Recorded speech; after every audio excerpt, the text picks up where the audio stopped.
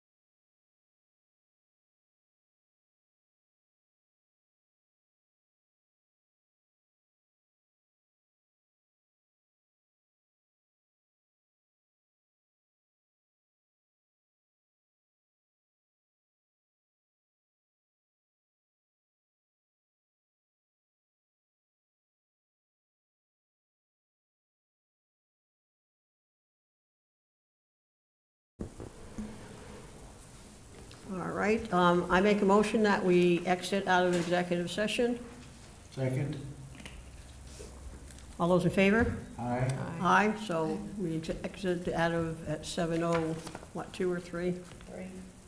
Okay, welcome back to the public meeting. And let's start out by saying the Pledge of Allegiance. I pledge allegiance to the flag of the United States of America and to the republic for which it stands, one nation, under God, indivisible, with liberty and justice for all.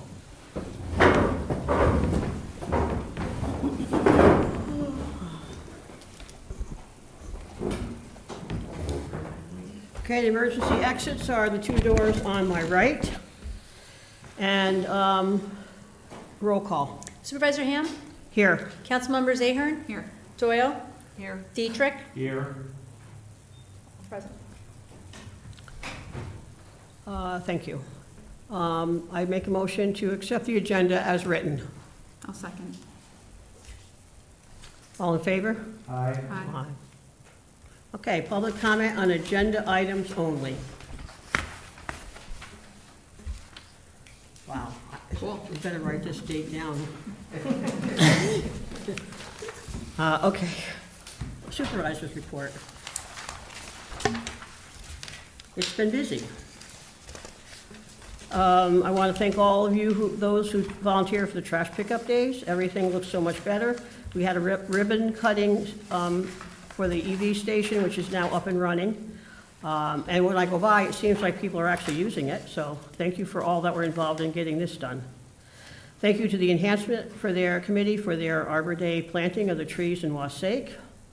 I had a meeting with Assemblyman Beefin and Senator Hinchy. We discussed several things, including grants, poor Verizon cell service, and Route 44 sidewalk debacle. They have connected me to people who may be able to assist in these matters. I've already had initial conversations with Verizon, and we're going to have a Zoom meeting about our service on May 20th with them. I was trying to identify where the service areas, we're supposed to do a survey and find out where we have our poor service. So I put it on Facebook, and I've got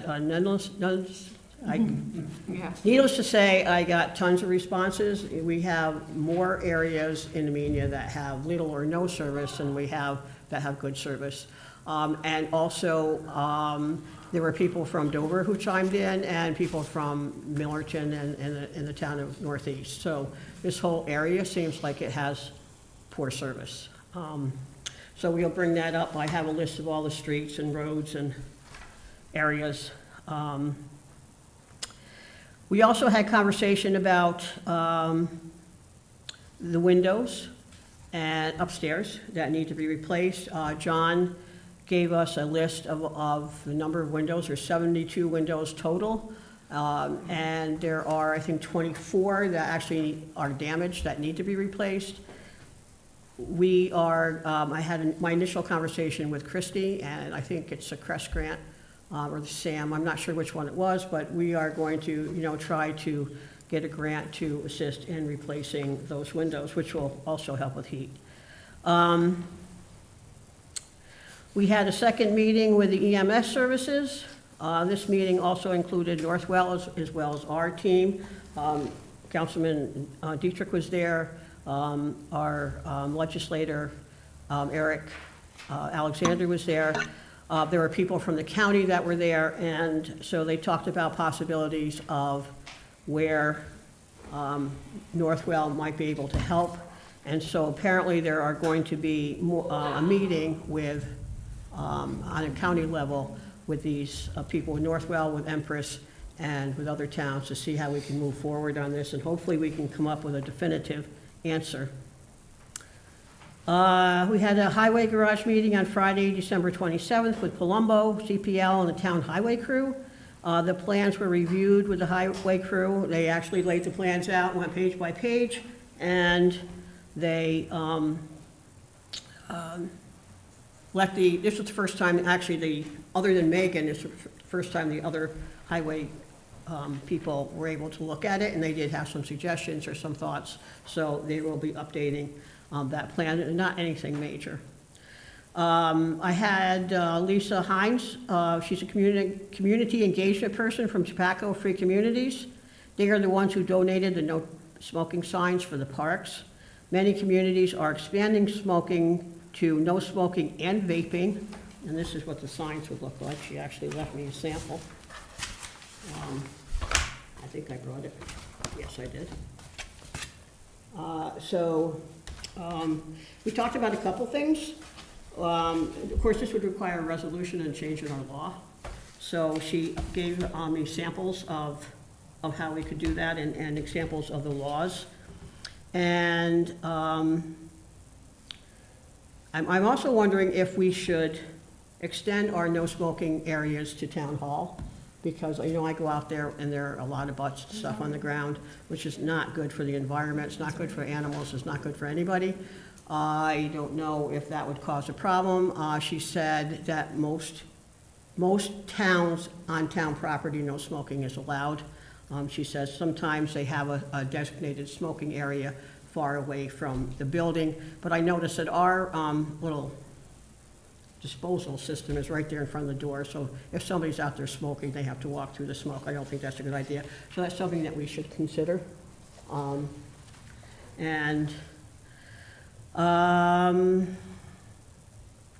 huge thank you to Megan and her crew for cleaning up the debris in Beekman Park.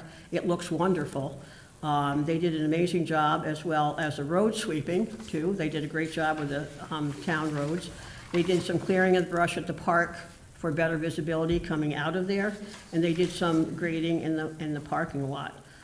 There seems to be some bumps and lumps in the driveway going in. I'm wondering who would be involved in that. There's a pothole, I believe, back in the back someplace. So I think there's some things that we might want to address, and I'm not sure. And there's some fences that I think need to be upgraded. I attended the DCMA meeting on Tuesday, May 5th, and there was a presentation by the Dutchess County Traffic Control, and I included information in your folders about what they do. And I also emailed the plan, the recommendations that they made when they came last year. I was there for a short time, and then Nicole came and Councilman Ahern came and finished up the rest of the town. And they made some recommendations. Is that something that you want to discuss going further? Or have them come and speak, the traffic, the Transportation Safety Action Plan? I mean, we could have her come and speak. Yeah, that would be wonderful. Okay. And do you want Lisa Hines to come speak? The smoking lady? Sure. I mean, I don't have any, I would be for less Doing smoking the than signs, more yeah. smoking here. So you don't think, I don't think we need to meet with her Okay. unless it's new information, but I think we want to go ahead with the signs. no, that's, Yeah, if they're that- free well, that's, and they'll help us, that's good. that's, she said she would like to come to our meeting for a brief presentation. Oh, well, Okay. if she wants to, that's fine. Just don't Let me waste your see. time. The CDBG grant, this grant was for the sidewalk, which expired on April 30th. They did extend it. However, they have a lot of stipulations that we have to live up to, which I sent to you, because this is not the first time they've extended it, and they are getting a little cranky. So I'm waiting to hear back from Labella's for the official report of their inspection, which we'll send on, and hopefully we can get this moving. I think that they agreed to go through the summer of next year, and I'm hoping that we have it before the end of this summer. I hope we have it by the end of June. Anyway, so we will get, they will extend the grant. There's about there's probably about $75,000 left on the grant towards the sidewalk. They've already paid out a lot of money. We received 2 proposals from Fountain Square, and I think we need to put that on the agenda somewhere and make some decision on which way that we want to go.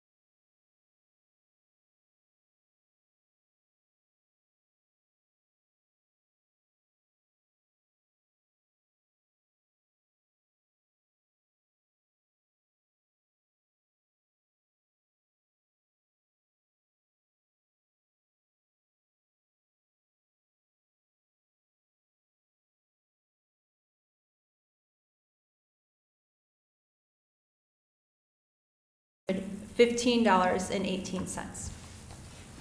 I'm also in receipt of a resignation from Joan Roberts in the position of Secretary to the Zoning Board of Appeals, and as she was appointed for the open part-time clerk position. Is there a motion to accept her resignation with regret? I'll make that motion. I'll second. All in favor? Aye. Any opposed? I am also in receipt of Erica Howard's resignation as my deputy town clerk and deputy tax collector, as well as deputy register of vital statistics. So I would ask that you accept that with regret, but with good promising notes that are going to follow. I'll make that motion. I'll second. Thank you, Vicki. Thank you, Nicole. All in favor? Aye. Any opposed? I'm also presenting with regret the retirement of my fond colleague, Maureen Moore, as the court clerk. Mina. I make that motion with regret. I'll second. With regret. All in favor? Aye. Any opposed? So I'd like to take a moment and an opportunity just to thank Maureen for everything that she has taught me and has led me over the years as my fellow court clerk. It's always fun when you work with somebody for 20-plus years, and she's been a true staple here, so retirement is always done for enjoyment purposes, and as everybody knows, it's never easy working sometimes for your judges, and her and I have something similar in common, that we get to have the honor and pleasure of working beside our husbands. So Maureen has been extremely lucky to have been a staple here in Amenia, and she will be fondly missed in the office, and I look forward to spending all my days ahead with her. She makes really good cakes. So it is a joke here at the town hall. Every year, we do celebrate her birthdays monthly, and she is the only one allowed to make my chocolate birthday cake with white icing. So it's a tradition here at the town hall. So she's going to make, my birthday cake next year too. So even though she may not be working alongside me, but she still has that job. So. I also do have the opportunity that the board had the opportunity to interview earlier this evening for an enhancement position. Is the board ready to make action on that? Yep, Oh, yeah, yes. I make that motion that we appoint Thomas Thomas. What? King. Thomas King. And is there a second? Second. Thank you, Walter. All in favor? Aye. Aye. Great. And then I just want to take this moment of opportunity to throw on a different hat. We are currently in a no burn. Back in the day, when I first started as your town clerk, I used to have to give out permits for burning. But we're in a no burn period. So that means between March 16th through May 14th, that means there's no open burning. If there's any questions, any concerns, I do encourage you, you're always welcome to stop by the firehouse. You can call 911, and as you report any concerns, they will then send the appropriate agency, whether it be a police agency, New York State DEC, our forest rangers, or your fire department. So keep that in mind, Amenia residents. It's not that there's a law on the town books, because it's a state law, no burning. Did I cover that well, Walter? Okay, so very good. And that'll conclude the town clerk's report. And actually, they have been reporting, if you look at the weather report with the high winds and things, Yeah, they're it's saying that very we're really in a dangerous to do high-risk fire, Very dangerous. so. That's it. You're finished? Okay. Thank you, Don. Thank you. Discussion items, trees in the cemetery on Mygat Road. So I checked the contract. That is not part of the contract we have with the people that mow the lawn. But we have used Lee's Trees, and they charge $2,700 a day to remove trees. Now, I don't know, actually, is there a day's work there? I don't know, I'm not. Okay, I think it's probably at least a day, yes. okay. So do you want to consider there's some of the trees that are in the cemetery, taking them down, or? Do we have money in our maintenance budget or some area that we think we can squeeze this out? I believe that we can take it out of our maintenance. Okay. Then I would suggest. And possibly we can get an estimate from him, and whether he thinks it's a day's worth of work. Sure, we can call him. And then if not, maybe we can pair up with somebody else if they want to take him for part, because my understanding is he charges for a day, whether it takes a day or not. Yeah, so what we've done in the past is we've reached out to Megan. That way, she usually has a better gauge on that type of stuff. And then if there's more work to be done, I know last time they went over to Beekman Park, so I don't know if there's any other areas or town property that has tree work that's needed. But Megan would be the first person we should be reaching out to orchestrate. She's very helpful with that. Okay. She would know. Okay. I think if you can work with Megan, because that's coming out of your budget line rather than hers, right? So, Great. And speaking of trees, I did investigate some other communities about the Tree City project, and we definitely need a designated tree board. I think I sent you some examples that I got for the village of Millerton and from Millbrook. Only got Millbrook. Okay, well, I got the one from Millerton today, so I apologize if I didn't get it out. I thought I sent it. yeah, you did. Oh, It just came, yeah. Got it. But take a look at it, it's something that we can discuss further. But I personally like Millerton's better because they had an issue where they have fines in theirs. So they had an issue where trees were taken down on their property, I guess important trees that were taken down on their property, and they didn't want to see that happen again. But I thought I like theirs better myself this year. So take a time to review those, and maybe at the next meeting, we can kind of continue that discussion and decide whether we want to go forward with making up the law, or do you think that you want to make up the law now, give Ian authorization to, you want more time to look at what we have and make suggestions? What do you want to do? I'd like to review what you sent us. Okay. I did the one from Millbrook, which I thought was very good, but did you like the other one even better? I'd like to see it. I think there's a lot to consider Yeah. in these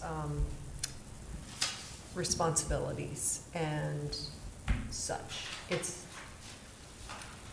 I just think that we'll need to do some more investigation as to how it works in real world time. So I was kind of surprised. I like the fact that it's an advisory role that was in the Millbrook Shade Tree. So you have a commission who says, those are really fabulous, old, whatever, trees. They have their expertise, and then we weigh it against the pros and cons. So I think in the past, it's been done in a very informal way, and Megan has been very good before she cut down what she thought was maybe some aesthetically or seriously historic trees. She would have us weigh in, but it was informal, and so I want to make sure that we don't hold up another part of the town's safety issues, make sure that it's a workable plan going forward. Okay. So we'll take some time to look at those plans, and then some thoughts come back, maybe with questions or concerns or thoughts at the next meeting? I think so. Okay. And well, the other concern is too, we have trouble filling boards and committees. And so, that's, are we going to be able to find three? So one of them has a committee of 3, I believe, and one has a committee of 5.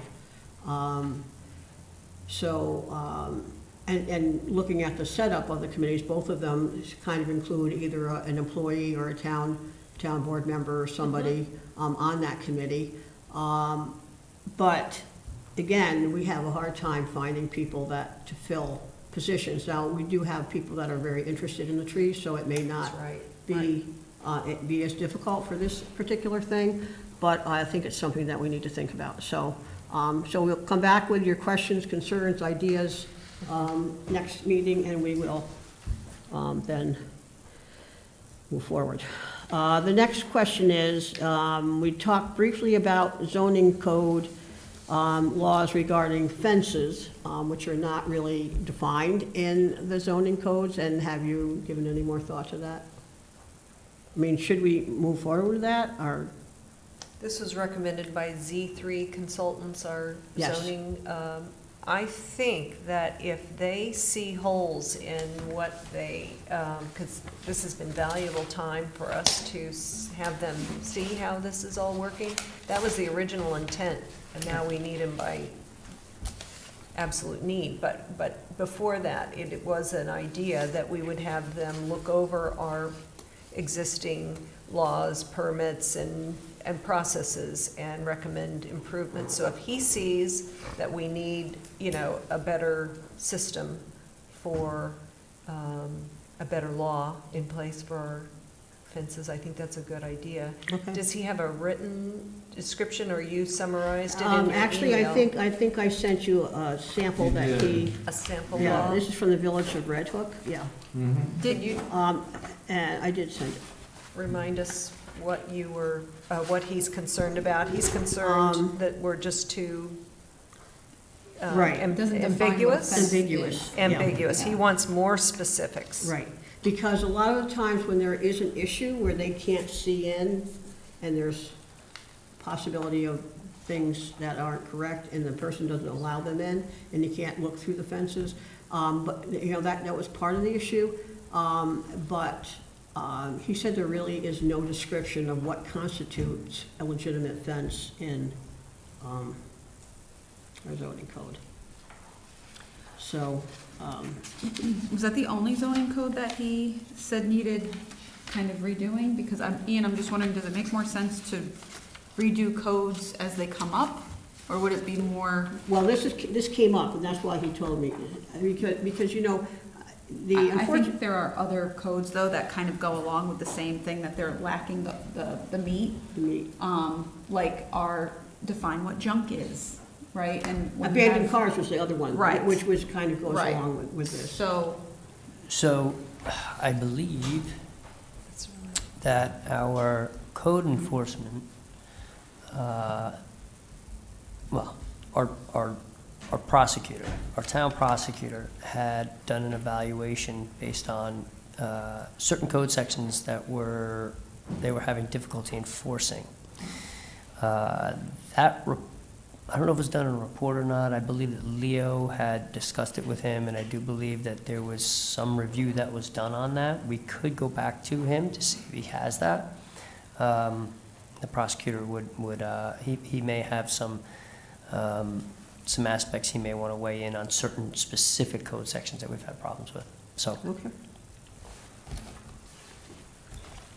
I certainly that- can do that.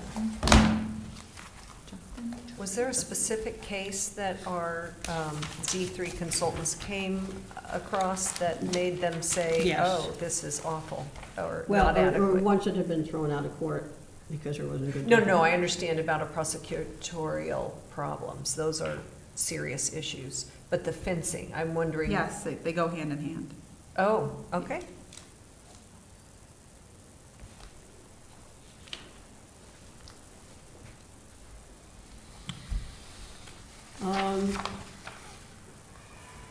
And people have to understand too that you can't do things, magically. So somebody calls and complains that their neighbor has junk in their yard, and they want our code enforcement officer to do something about it. He can go and ask them if they'll remove it. He cannot make somebody remove it. He cannot take it out himself. So there's a process that has to be followed, and sometimes it can be a lengthy, tiresome process, but, if he asks somebody to remove the junk out of their yard, they don't do it, then they have to send a letter, and then if they don't answer the letter, they have to send another letter, and then, eventually it gets back. And so, people really have to understand that there is no magic bullet for having people move junk out of their yards or abandoned cars. It is a process that people have to go through. And I just want people to understand that, because sometimes people get very angry that things aren't done immediately. Right, but how many years yeah, you know, we've had like decades of violations not being cured.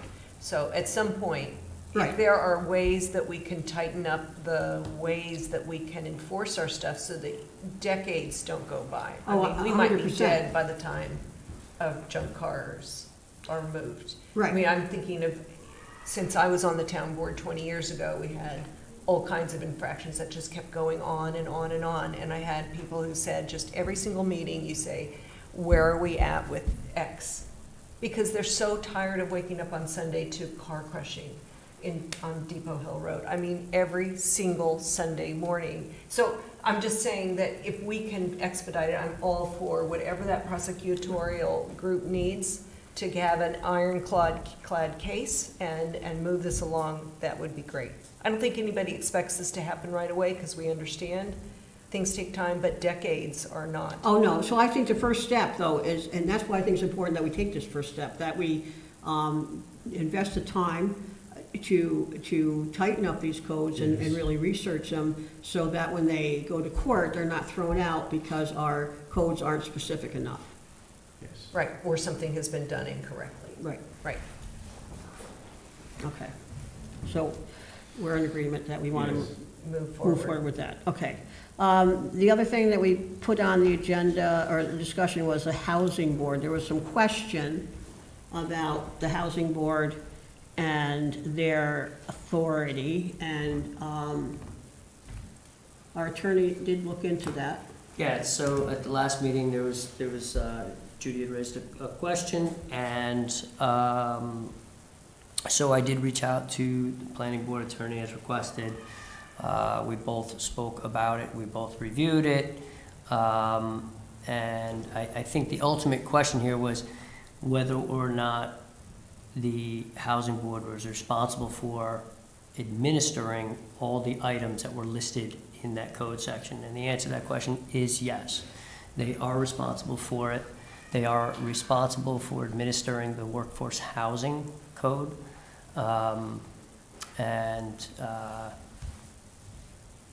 It does permit the town board, in consultation with the housing board, to hire somebody to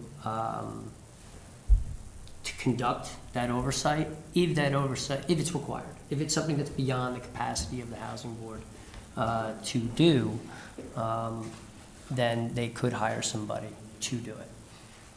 So the answer to the question is what you had anticipated that it was, Judy. It was basically what you had said last meeting.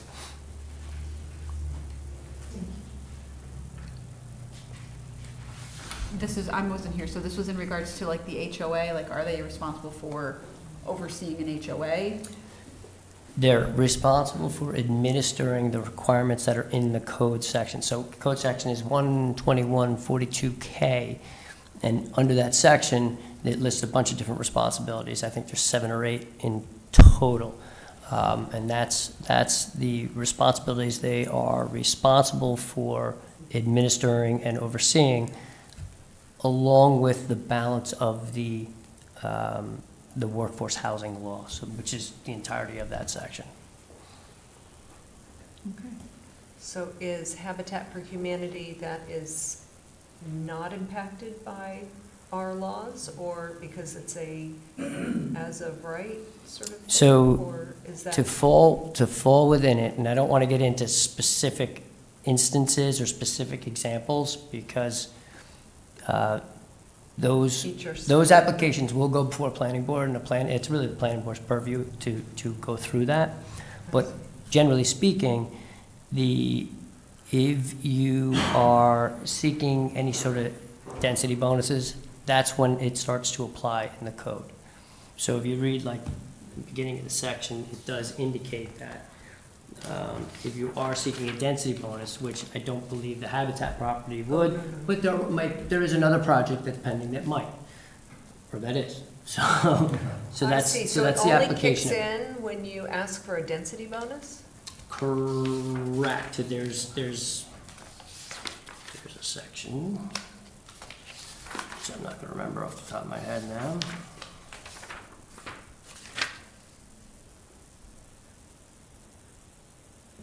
Yeah, in order to obtain a density bonus or where workforce housing is mandated by another provision of this chapter, see section 12116 and 121-42P, or if it's required by the subdivision law. So there are a couple other provisions that allow that. But essentially, these are whether or not they're seeking to obtain a density bonus. So that's what triggers the application of this. Okay. So, that is odd, but okay. I don't understand the logic, but that's okay. I'll try and assimilate that. I didn't write it. So I guess the question, I guess, was, I mean, is there anything in there that you think that we need to change? I don't know enough about the law to answer that. Sorry. I think I didn't hear back from the workforce housing administrator in, was it Fishkill that I had reached out to? I did not hear back at all, but I would like to hear how they administer that program. It's a lot of ins and outs. And I know we just did a new section on workforce housing, so I am sorry we have to revisit again so soon. That's when this was Ashley. put in, right? When the changes were made in '23? Is that when this was put in? It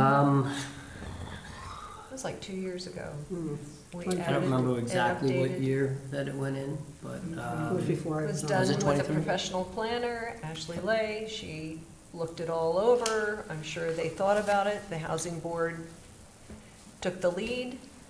The housing board was created, I'm sorry, under that law. It didn't exist until. yeah, that's true. Okay. The housing board did not exist prior to the 2000. No, that, I believe all of that was created within this code when they did the section. I didn't write it again. think- Well, I think that, I mean, if it were me, if I had, if it were me, I would suggest having Ashley come in and explain to us why she made these changes and how this is working in real time and how our poor housing board of volunteers have been, are now, they at least allowed the provision of hiring a management company who actually can manage these things. I think it's beyond any volunteer board to directly manage a large housing complex, right? absolutely. I mean, Well, they shouldn't be. They're not paid, they're not experts, Well, they're not. Again, they're only managing what's dictated in the code here, right? So you So- have to go through the code and look at what they're actually administering. They're administering what's in the code. Mhm. They aren't managing like the entire complex, right? That's No. not the responsibility. But they have to make sure that all of those rules that allowed them those variances in the first place, the provisions that gave them access to our affordable housing. Again, and when that's created, when this will go through a planning board process, right? The planning board is, you have to read each one of these sections. I mean, if you want, we go through each and every one of them, but when you read these, the planning board is gonna go through and they will, a lot of these will be completed by the planning board. For instance, deed restrictions or reviewing deed restrictions, like, they wouldn't be doing that. The planning board's gonna set many of those things in place before the project's even approved. And then, once that's set, then that's approved and reviewed by the housing board. So they have say as to what, all of these requirements they're gonna have to do. So they're not completely alone trying to, it's not like they're gonna be an HOA. That's not exactly what that the code is calling for. It's each of these provisions. There's 7 provisions in here that they would be responsible for. And that's all appropriate for a volunteer board to oversee or to hire somebody. That's a decision for this board to make, and if it's not appropriate, then this board can actually authorize the hiring of a consultant to do so. And it's my understanding that other municipalities do that. I So- would So think. would you like to review them more, or? Yes, I Okay. think so. All right. Okay. But I would encourage you to go through Section K and read what the specific items are. It would help, I think, ease some concerns. Okay. Split rail fences at Borden Park, I did speak to Sean Howard, and he went down and looked, and he said there are posts that have to be replaced. And he is currently, Page doesn't sell posts at all, and so he is out searching for the cost of replacing the posts. They would have to rent unless somebody has a post hole digger. They don't have one. That would be an issue. Some of the crossbars would have to be replaced. His concern was at one point, and I don't know if going down there helped that concern, but in some of the places, the land has like eroded away, and he wasn't sure that they could even get a post in there, so. I was gonna say, is the fence serving a purpose? Or is yes, it just to keep- decorative? Yes. Yeah, It There's does? a steep Oh, drop okay. off to a creek. And so the path is maybe, let's say, 4 feet wide of item 4, and then there's a little brushy shoulder. And the, it was like, Split it's like a rails. guardrail, Yeah. basically, Yeah. to say, you know, I was wondering if we could just take it out and then think about doing something that wasn't wood. you have to wait until public, at the end, okay? Thank you. So, yeah, and I actually asked him about that, if it would be more cost, so he actually said that they had replaced like 12 of them maybe last year, so, you know, they have to be replaced quite frequently. I don't know how expensive they are, I mean, I have no idea, I think the cross posts are like $15 a piece, which is not terrible. But I'm wondering if at some point we should look into getting something that's gonna be a little bit more cost effective long-term, and that don't have to be replaced all the time. But, I know, we don't have money in the budget, obviously, for that, now, and it has to be fixed. So he is gonna look into, check with, I guess Harrington's and Home Depot and Lowe's, and Adams, see about. Adams is who did my split rail, and I know Adams has done fencing at the park, so I know that they do that fencing. Okay. I will also just say that the railings that I tried to fix that were fine and not rotted, the posts were set too wide. And it won't lay in there. And it won't sit in there. Yeah. You pull it over here and it Yeah. fits in there, but now it's Drops on down the there. other side, So I think it may have to just be a complete redo, and I wouldn't mind a professional company coming in and doing the right spacing. Right. Well, For part of the that is not posts. just, I mean, during the winter and everything with the snow and the ice and everything that they shift. That's why they're always falling off and everything. Things do shift. But we should, I think, really look into some, if you say, I don't know it, so, but if there's a danger there, we should look into something at some point that's a little more permanent than just a split rail. For now, we have to fix it. We can reach out to Adams and get a quote if you want. All right, so, but if I we, think so. Yeah, I saw Get a something real- recently in the circular. Oh, yeah? Yeah. Yeah, they did mine, they do a good Look job. around. And they did work at Beekman Park, too. do you wanna do that? Sure. Okay. So we'll get a quote, but of course, then if we get a quote from one, we have to get a quote from 2 others, so, I mean, Which is fine. you It know. might have been Williams that had the, Williams too? I Yep. think they had it because I get their circulars a lot. Do they install, do you? I don't know. Okay. So I think what we're looking for is somebody to do an installation if we want to take the whole thing down and start from scratch. And ironically, well, not ironically, but when the when the 44 sidewalk is completed, I think they said there's going to have to be a split rail fence on the other side too, down close to Beekman Park where there's another deep ravine that goes down there, so we'll have to put one in there too, so it might be good to start looking into. Get both quotes at Yeah. the same time. Although that might be included in our project, Right. you know, so. Okay, ADU exemption, Nicole? Yes, so the Housing Board is asking that we revisit the 2 local laws that they had brought up to us last year that we decided to not go forward with. Josh Frankel is asking that we revisit them, as well as the whole board and Christie, who is helping them finish up funds from a FCH grant. And they wanted to, if the board was willing to do these local laws, they would use the grant money to pay for the cost that it would cost, the attorney fees, to do the local laws. So there's two of them. I sent you guys the information on 414. One of them is the exemption for creation of an ADU. It's 8 years, and it would be 100% of the increase in assessed value, and then 12.5% thereafter. And then the second one is the grandparent or parent exemption with an ADU. If you have someone occupying that is a grandparent or a parent, they're exempt from taxation on the increase in the assessed value. So, didn't we have an ADU one almost done? Didn't we work on that? Did you work on that? They were, we started down the road, there were samples that I believe were drafted by somebody on the housing board. And that's what I recirculated to them. Okay, that was To give them an presented, idea.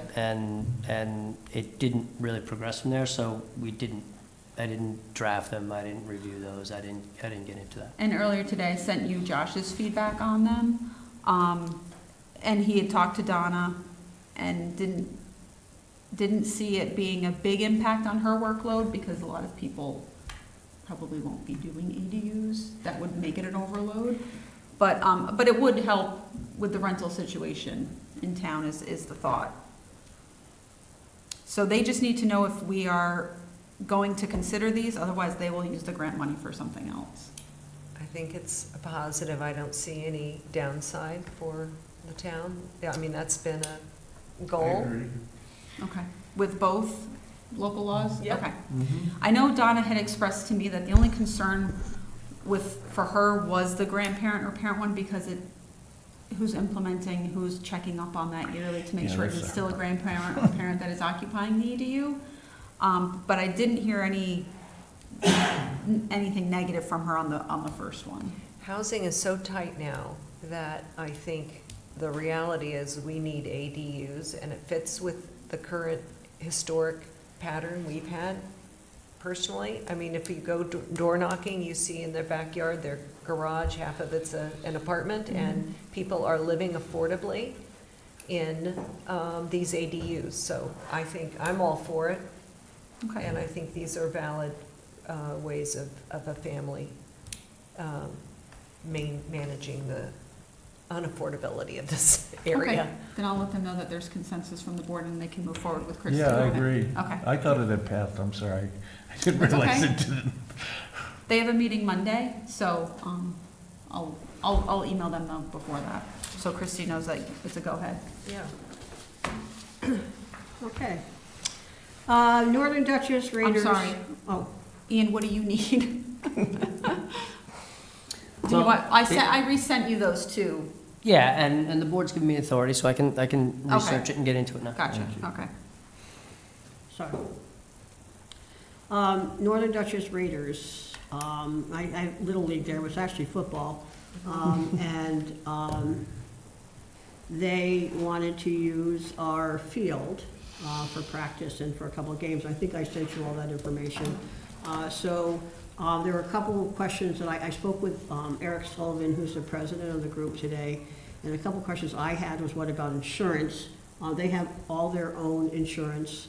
It's an organization, they have their own insurance. They would just do a certificate of insurance and add Amenia, to their insurance. One of the questions he asked was, would there be storage for their equipment, which there is not. I spoke with Judy, and she said that we have very limited storage there on the property. The question is, so I'm wondering if we should have a conversation with him. If you have any questions, I asked him if he'd be willing to come and entertain questions from the board, and he said yes, he certainly would. Some concerns that I have is the cost of the lights that they needed to use, so that might be something that they could work out or pay for or whatever. But you might have more questions, so I thought the best way to do that is to have you be able to ask them directly. So if it's okay, I can put him on for the next agenda if he can come, or the one in June. We don't have a football field. That's We don't what I need was we don't thinking need a about, right. football field. So basically, they at the high school in Millbrook, they use just the outfield of the Right. baseball Of the ball field. fields? They have Okay. to stay out of the infield. They're not allowed into the infield, so it's just, and most of it is for practice. So, you know, that is, What time of the year was this again? excuse me? What time of the year was this that they were looking to do this? It was until October. I think it was August through October. That, my only problem is from September to October, we have soccer. Right, but these are nights, and so, We have practice. but do you practice on the back side of the, The soccer fields are lined, and that we use the outfields to make the soccer The fields. outfield, okay. Yeah. so could you get dates for, We don't know what, we don't schedule, the teams schedule their practice days and their nights, and we have usually 2, 3, 4, 5, we have 6 to 8 teams. Last year, we'll probably have more, so, and they all practice a different night. okay, and how late do they practice? It's typically 5 to 7. Okay. No, you know, until it gets dark, and it starts getting darker earlier. And again, my concern was also the light usage, because that's a line that we constantly have to up every year as it is, and it's only used for a few baseball games a year as it is now. Well, soccer. We don't have night games there, I don't think, for soccer. No, but you practice, you said you had practice here. Are we talking, I thought they were talking about using the big lights. They're just talking about the lights in general? They're talking about the big lights. Yeah. We don't play at night for soccer. We leave, that's what I'm saying, they're gone by the time it's dark. Okay, So yeah, there's some logistic issues here. so why don't, are you opposed to having him come and ask those questions? I mean, he can, yeah, Okay. that's fine. I just, I think we should have rec here too. Oh, absolutely. Okay. Well, you're liaison to the committee, and. I know, but this wasn't sent to them, so I just want to know that we're going to include them for the meeting. Okay, well, okay, yes, but I Just go to rec first. Mhm. just assume kind of that when I send it to people, that they'll send it to I know you people. said you talked to Judy about it, And I so did that was talk to Judy, fine. but, yeah, And I figured, It had to get brought up, yeah. Yeah, so we can meet with them and then have Judy there, and I would bring DJ. yes. okay. All right, resolutions, consent agenda, consent agenda.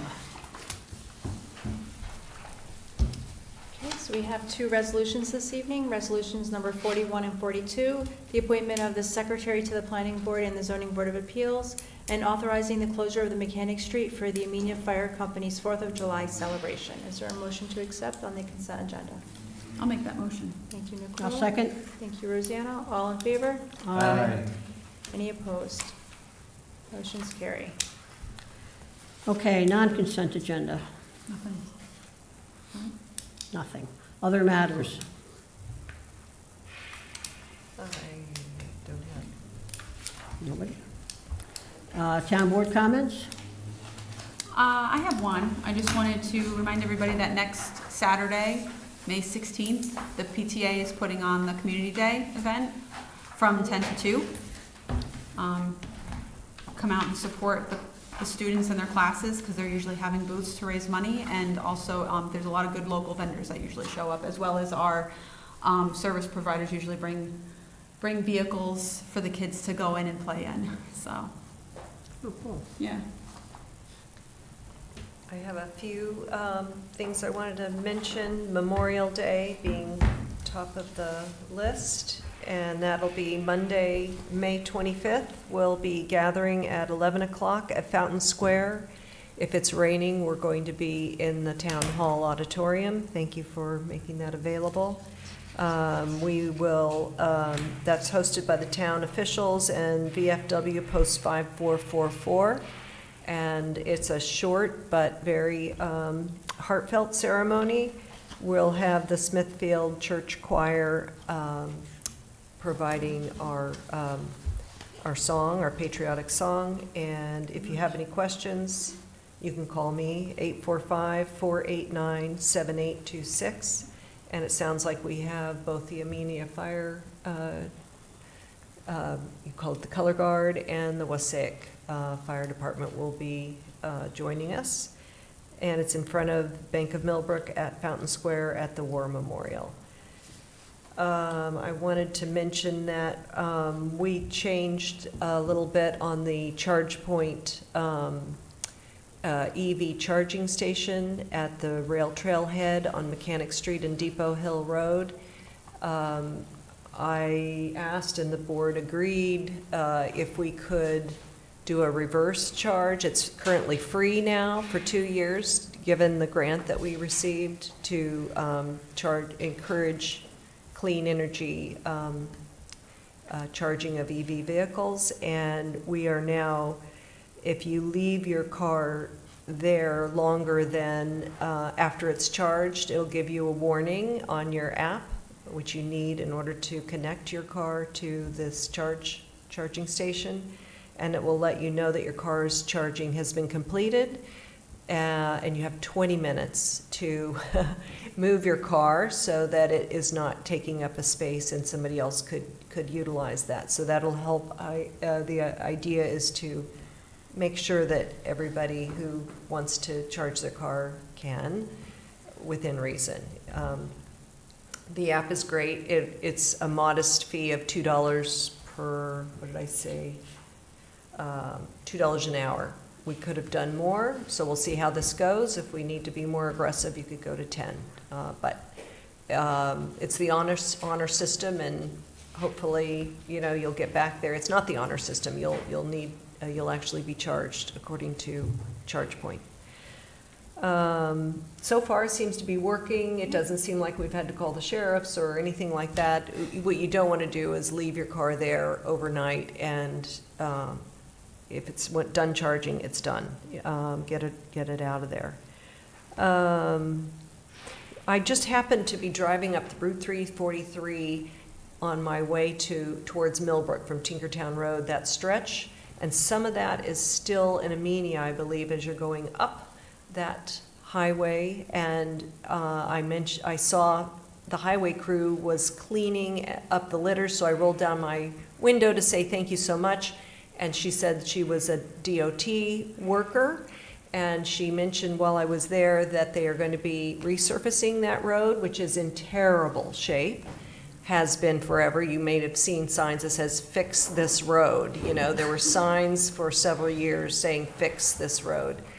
And they're going to fix it. They're going to resurface it in 2 years, she said, and they're going to widen the shoulders, and they're going to fix the drainage. So what I remember in the back of my head is that I was told that once you do major resurfacing of these highways, you can ask for bike lanes. So if there was a time when we wanted a bike lane or some safe way of walking along that road, municipalities would have to say early on that that was a goal of ours. And I'm not sure who's working with the Department of Transportation. I know there's a Dutchess County Transportation Council that meets with the planning board. I think Tony Robustelli is our representative. But I think if the town wanted to think about our little stretch, and Dover wanted to think about their stretch, and Town of Washington their stretch, we could potentially get a reasonable walking lane there. That's all I have. It's just a thought. I have a couple of things just to let people know. The Dutchess County Household Hazardous Waste and Electronics Recycling has come out with their dates for this year. The first one will be Saturday, June 6th in Poughkeepsie, September 19th in Rhinebeck, and again in Poughkeepsie on October 17th. There is a pre-registration of $10. It will be held from 8 to 12:30, and it's first come, first serve. I was wondering if we might be able to get this on the website for people. And the only other thing is that our friends in Dover, the Town of Dover Historical Society, is having a fundraiser and presentation of the restored book, History of the Civil War by Benson J. Lossing, Saturday, June 6th from 4 to 7 p.m. A buffet is being served, and it's $30 per person if anyone's interested in helping out the Dover Historical Society. Thank you. Thank you. Anybody else? Okay, public comment on all business. Okay. You have you have to identify yourself, go up to the microphone and tell us who you are and, My name is Nicholas Tornberg. I didn't have really comment. I just had questions for some of you guys. I heard you guys talking about some things, and I missed a couple of things. Miss Klinger was talking about Thomas King had an interview with something, and I was wondering what exactly that was. The Enhancement Committee.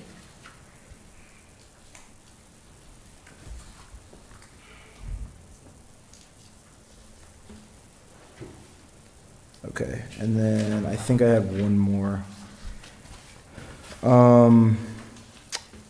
What park are you guys talking about the posts for? down in Wausau. Wassaic. Wasake, which part? Is it the Borden. one Borden? Borden Park. Borden Park? Is it the one that goes across the bridge by the train tracks? It leads you to the section of split railing fencing. Okay. Starts on Furnace Bank Road where the bridge is, and Pauline Corp. and Furnace Bank Road, and what is that, Nelson Hill? Okay. And it goes back along the train tracks, Mhm. parallel, and there's a 4-foot wide pedestrian walkway that brings you back to Wassaic Park, and then you cross over the bridge, and there's the park. Okay. And then I also wanted to make a comment about the intersection right here. What is your guys' thoughts on preventing people from turning right, even though there's a sign that says not turning right? Because there's many times where I've almost been sideswiped from that, and there's nothing being done about it. Can I answer that, if you don't mind? So, it's the state first, and I've been, and other people too, have been working with our county legislator, Eric Alexander, to talk to DOT. We gave him a list of things that are bad, like the no right turn on red signs are way too far back, people can't see them. He is trying to work with Senator Hinchy and their people to move DOT to get these things corrected for us. We're also considering part of this when we are thinking about redoing Fountain Square too.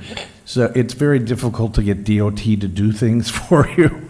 But yes, we know about it, it is on the agenda, and we're trying to get it fixed. If anyone else would like to add anything, please.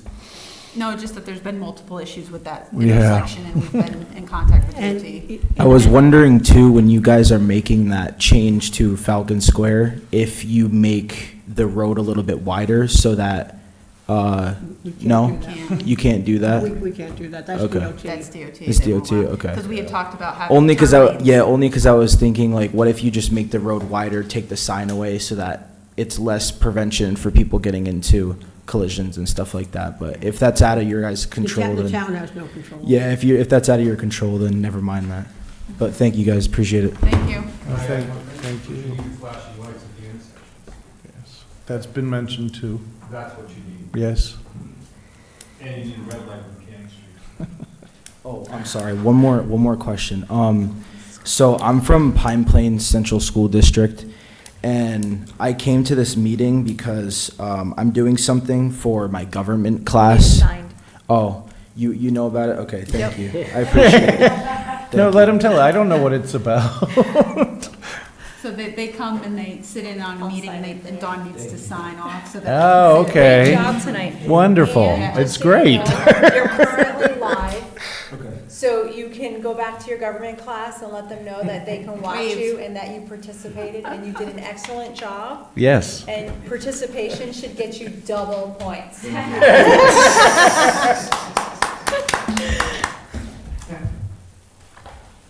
Yeah, we never have anybody come up and ask questions. I know, this was Great. great. Yeah. Well, I usually go to every meeting in my town in Yeah. Pine Plains, so. Wow. Wow. Can you move here? I missed I missed my town meeting in Pine Plains, so I'm like, I gotta get a meeting in, and I'm like, this is like my second town, because Yes. I you're have pretty close. family that lives here, so I'm like, might as well come here, see what it's about, so I'll definitely come back. Well, welcome. Great. Welcome, Thank you're you. always welcome, thank you. You too.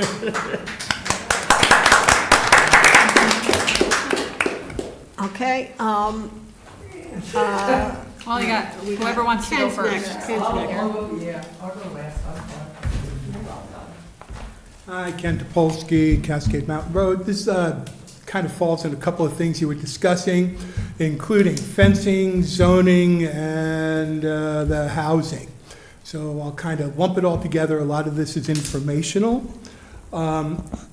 The zoning codes usually stem from a comprehensive plan. The comprehensive plan is aspirational. This is who we want to be. Let's make sure our zoning codes promote that. If you start changing your zoning codes while a plan's being written, they may not be in sync. So I think when you were talking about, do we just do the emergencies? It's probably a good idea because the comprehensive plan with the new grant is aiming to be completed, within 6 months either side of the new year, or move substantially ahead. So I would urge you, so you don't have to redo things and pay consultants by the hour, is do minimal work and wait for the comprehensive plan so that they are in sync. Second point about your zoning code is you keep referring to workforce housing. The project that's put before the planning board has used the term workforce housing and affordable housing interchangeably. They are not interchangeable. Workforce housing is 125 to 150% of the AMI, and affordable housing is income less than 80, blah, blah, blah, blah, blah. You have a project which is moving ahead on affordable housing. The applicants have used the terms interchangeably, and several meetings, at least 7 times, it's been questioned whether the housing project, the Cascade Creek project, is workforce or affordable. In order for it to meet your zoning code, they finally said it's affordable housing, but what you've been talking about tonight is workforce housing. So somewhere that needs to be straightened out. It'll be brought up again at the planning board meeting next Wednesday in lieu of the discussion had here tonight. And the other thing is the issue of what the board is responsible for, the housing board, the town board, and whoever they appoint as their agent has been brought up in one of these meetings prior to this current configuration, and mentioned that should be looked at because the obligation is onerous. It was also brought up at the planning board meeting more than once that what the requirements are for the town in terms of administration are pretty labor intensive. So those things all exist. I think somewhere you need to figure out how to get this all together, or it'll be a mess that you will be paying for and trying to straighten out for many years forward. So that can be avoided now. I recommend that somewhere you put together a quick meeting of your minds and figure that out. Thank you. Okay, go ahead. She likes to close us out every night. Oh, okay. Yeah. Good evening, Stephanie Hubert, 63 Glen Avenue in Amenia. I have a couple of comments that I'd like to make, but first I'd like to report to the town board that on April 25th, I had a cleanup day at the Weebatuck School grounds, and together we collected 7 black contractor bags full of trash. Most of it, I'm happy to report, that was not necessarily on the school lawns. It was really the roads leading up and trash that had blown into the brush and trees around, but the trash still needed to come out. So 7 bags were collected, and I took them back in my vehicle and disposed of them at my husband's trash been. So anyways, just wanted to report that. It was a beautiful day and was happy to see young children and families there. Second, I just want to applaud your suggestion to making a change in the no smoking sign to no smoking and vaping, and most importantly, your comment and suggestion to move the extinguisher away from the front door. It does absolutely prevent individuals who are not smokers or appreciate secondhand smoke from having to walk through. So thank you for making that suggestion. And lastly, I just wanted to thank the town for hosting a Shed Your Meds drop-off here at Town Hall.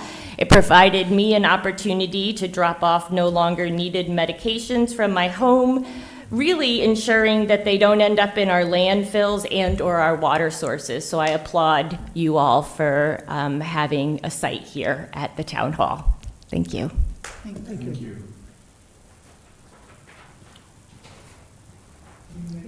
George. Hi, I'm George Bestranson. I live at 3498 Route 343 here in Amenia.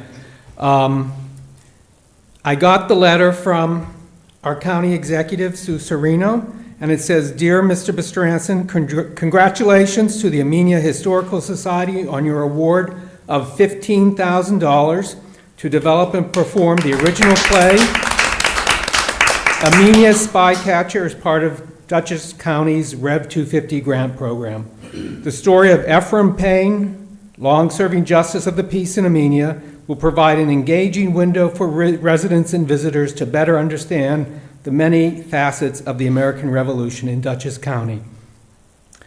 Dutchess County government received 19 applications from 15 of the 20 historical societies.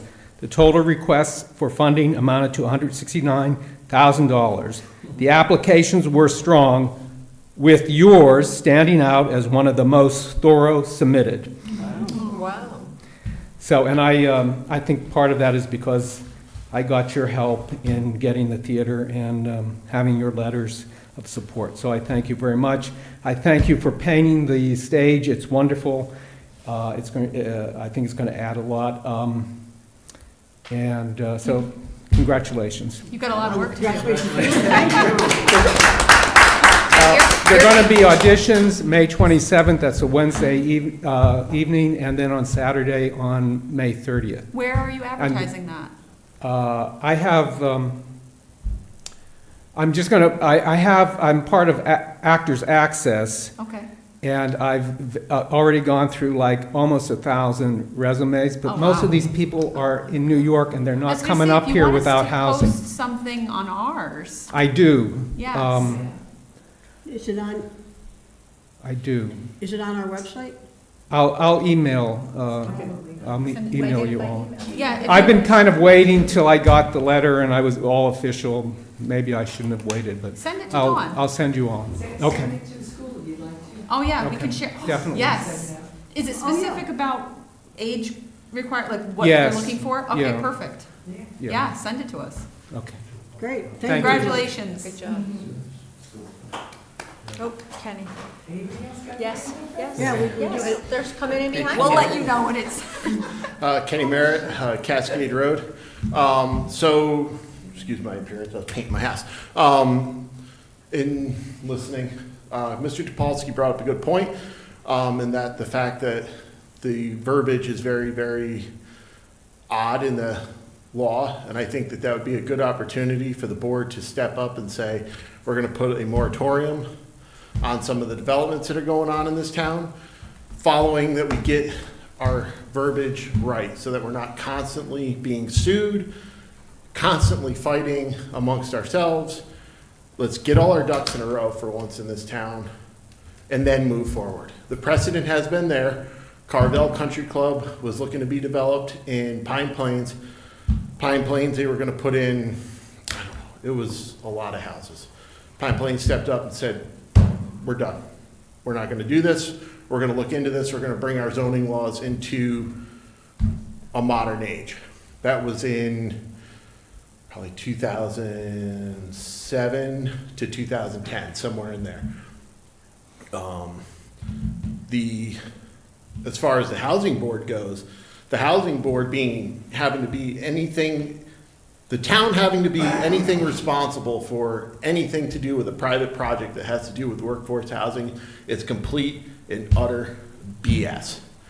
There should be absolutely nothing. If you're coming to the town and you're gonna build something, we should have basically nothing to do with it, except if you're gonna build here and you're gonna take advantage of it, you should help the residents of Amenia. There should be a little bit of a point system there for that. That's it. We should not be in charge of possibly being the HOA president.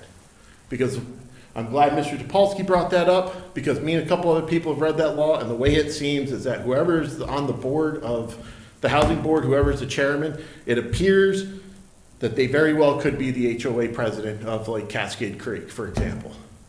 So we need to get our stuff together. We need to figure this out, and this needs to be taken care of. This town gets sued more times than they can count, and the reason is we put ambiguities in. We changed the law at the last minute.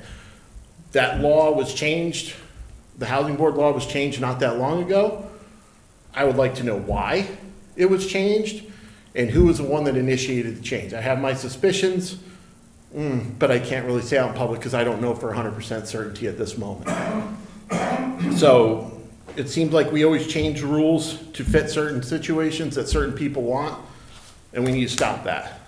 So let's change, if we need to, let's change that law back to what it makes sense, the way it was originally written, instead of a haphazard change. With that, have a nice night. Thank you. Thanks, Kenny. Thank you. Bill? Bill, did you want to? Let Judy go. Okay. Get her out of the way. Get her out of the way, get her out of here. I'm gonna, you know I'm not leaving. I'm gonna try to talk fast because I have a few things. One, I applaud the no smoking. I definitely would love to see no smoking on the premises. There's no smoking on the grounds of the school. We are having a spring concert at the school on May 13th, and the Recreation Commission will have some people there with discussions about our attempt to redo the recreation master plan. We're going to have surveys there to fill out. Anyone who'd like to talk to us. We're also going to do that on May 19th, the day of the vote. So if anyone is there and wants to sit and talk to us or take a survey home and fill it out and get it back to us, we would be very grateful. For people that don't have kids in that concert, what time is it? Oh, 7 o'clock, sorry. Good point. I would like to suggest, you talked about a Chris grant for the windows upstairs. I don't know if the board has had any further discussion about the energy performance contract, but given that Chris grants generally have a requirement for matching funds, and energy performance contracts cost the town nothing, and the more things you have to put into it, the more likely you are to be able to field one that will in fact pay for itself. I would like to suggest that you look into that aspect of perhaps redoing the windows instead of a CREST grant. What'd you call it? Energy performance contract. Because the CREST grants usually have matching funds, and the aim of an energy performance contract is to cost the town nothing. The company that does the changes and improvements that will save energy is paid back from the savings, so costs us nothing. And then once they're done and the savings are there, we keep reaping the benefit of that. The other thing is, I went in and talked to Dawn today to find out information about the summer music series, and she mentioned perhaps we should consider passing a resolution to suspend the no alcoholic beverages on park property now instead of worrying about leaving it until the last minute. She very kindly gave me a copy of on the agenda. Yep. There? Yes. And he said that those were never moved back to where they were supposed to be, and the constant moving around has done damage to them? Yes. And did you talk to him? I know, because he never reached out to me. Okay. I don't know who it is, but Josh Simpson is our contact, and I need to give him a call and ask him if he knows who it was. I don't know why they were moved last time. I honestly don't, because after the Harvest Festival, they were put back. So I don't know why they were I don't moved know again. if it's our people, I wonder if it's residents that are moving them. Yeah, that is possible. And Our that's Daily a Walker has possibility confirmed. as well, but Yeah. then we should put a sign out there or something, not, but he said the moving of them. They're heavy, though. Well, he said They are moving of them Yeah. is doing damage. Yeah, I know, and he had talked about possibly are trying to find some funds to make some repairs Improvements, to yeah. them. So, but I will get in touch with Josh, because he's the one who He's the knows one that- about this. yeah. Okay. So, thanks. Bill? Go Bill.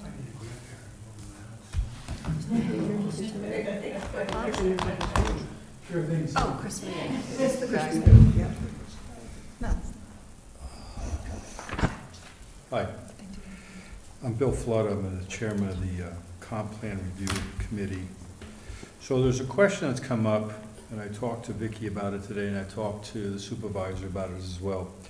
So as we start this process again, when we get through this process, Ian is our town attorney.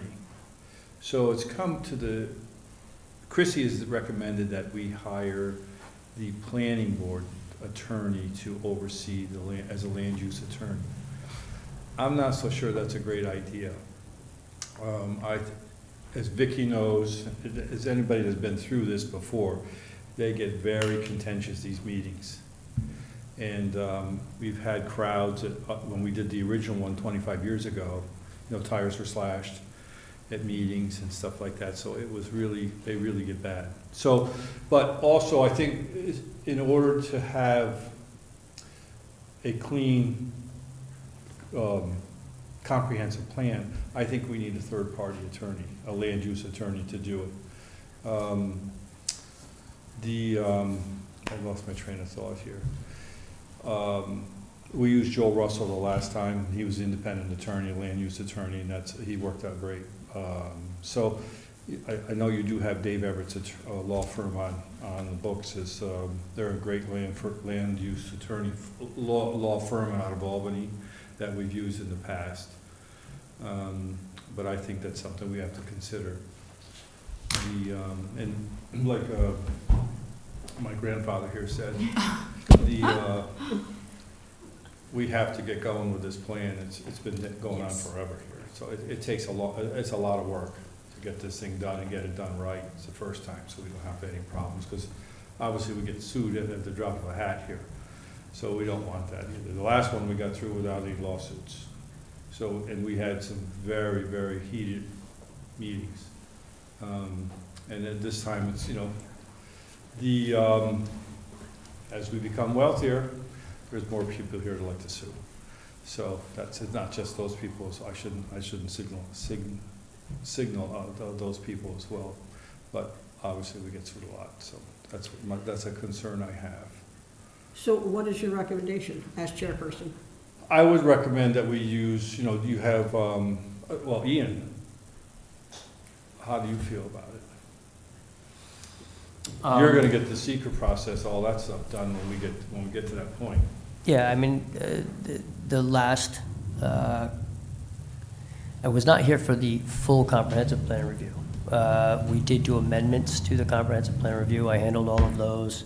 I don't have a problem doing it, but it's a board decision, whatever the board would want to do. Like I said, I did all the But the issue is having the planning board chair, attorney do it. On the committee is Nina Peak, who's is on the planning board. Michael is the chairman of CAC. We have Juan Torres, who is the developer of Keene Stud. We also have Jeff Barnett from the Wasake project, who is in the process of buying the Taconic DDSO. So one is in front of the planning board now, and the other one obviously is going to be back and forth. So I think it's a conflict to have the planning board attorney on our committee. So I think comp plan review is a town board function. Part of that process is once the board has completed a comprehensive plan, it's been a little while since I looked at the code on this, but since the town board, once the town board approves a plan, then it would be going to the planning board for review. So at that point in time, then, you know, the two attorneys that you're talking about right now would both be involved with In two of the steps, yeah. into the steps. Already, as far as drafting the resolutions, doing the seeker review, you're gonna have a consultant with you drafting it as far as content, right? So, it's town board decision on how they wanna handle it. I just think it's common sense. Well, if it's a town board function, then I think that we should have our town board attorney be the one that is the one who is involved in this. Well, he will be at the end, but. At the he- secret For process, the but secret he's process, not a but we need a planning, land land use attorney. use attorney. So that's Right. that's what we've used in So- the past. Here's what I would recommend. For you want a land use attorney in addition to the consultant you're hiring to draft? They don't want to do it. They're not, they're only going to do the meetings and so on and so forth. So we still need a land use attorney at some point to be on that committee with us, to draft whatever we have to draft as well. Okay, so you're looking for a specific consultant then to draft, to do all the drafting on this. That's, I thought that's what Pace was going to be doing, or had been suggested on doing. Evidently not, because there's an email that, that was sent out that they want to hire another attorney. I think what we should do, Bill, is what you had originally told me over the phone, is that we should just have a meeting, the Comprehensive Plan Committee, and we can make sure that we understand from Tiffany's point of view why she's recommending we hire a separate attorney. I mean, we're not planning to revamp the laws necessarily. What we have on our plate is to redo the comp plan. Correct. That's all that we've been asked to do. In the original, we were trying to do the comp plan and the laws at the same time. So we hired Joel Russell, a land use attorney, who guided us all the way through with the knowledge that we were going to update the laws at the same time. It was a huge lift, but we did the whole secret process all at once, which is probably why we didn't get sued, is because we had the comp plan reflecting the laws, and it was a wonderful thing that we did. But in this case, let's hear from Tiffany and understand from Christie and Tiffany why they're thinking we need an attorney, because we're not writing the laws. We need a good land use lawyer or planner to maybe. Well, that's what Pace, I assume Draft. that's what Pace was hired to do, or in the they're not, at this point, they have not been hired. So because we're redoing everything again. But they obviously will be at this point, so. But you're right, I guess we should have a meeting with them Yeah, and understand. and see where And we I are. think we also need to make sure that the board or our attorney has all the information. I don't think that we've seen the sole source justification. So I know I haven't seen it. I don't, have you seen it, Ian? The sole With source regards justification in to regard to. the Pace, no, that hasn't been provided at this point, so. I can forward that. Go It's- ahead, It's Ken. pretty simple, right? I mean, it's, Well, you have to, we got complaints the last time, so go on up. Two things. I assume since we hired Pace, someone looked over their agreement. Someone had to review the contract, which would have stated what their obligations and responsibilities were. Usually, so I would go back to the contract and not try to figure out what our assumptions are here. I would also, We have a new contract. well, yeah, again, the new Yeah. contract should be reviewed. We already, So I was provided a contract. I do have the contract. All the terms and conditions of that contract, the scope of that work, that was all done and provided to me by somebody else. I'm assuming that had been already done. So If it's news to you guys and you're on the committee, then that's an alarming factor to me, so. I think we should take a beat and have our committee meeting and look at the contract and, Well, that's what we're gonna do. yeah, but But the issue is that the emails are going out and back and forth. not everyone on the committee is receiving those I emails. understand that. And that's why we need Correct. to bring that I up. agree. Okay. And the other thing to be aware of is that a bill in New Jersey and Connecticut, comprehensive plans are considered law. And that's why they have to be reviewed every 10 years. They're not in New York, while they are evidentiary. Yeah, they are in some cases. I've looked at case law. However, a bill just came out of the committee, I believe in the Assembly, and Eric Alexander is more familiar with this, that will make comprehensive plans the same as they are, regarded the same way legally as they are in Connecticut and New Jersey. So this time around, I think our standard of what we're doing with the comprehensive plan has to be really tight to avoid problems over the next 10 years. It's gonna take Which 2 is years to why- get it done. Well, yeah, which is why a lawyer, why our legal consultants or whoever is representing to us, we just have to make sure that is really tight. Be it Ian, or be it our planning board, or be it an independent land use attorney. It's not a quick, okay, well, let's go ahead and do it. Because we will again have problems. That's a concern I have, that's So- why I'm here.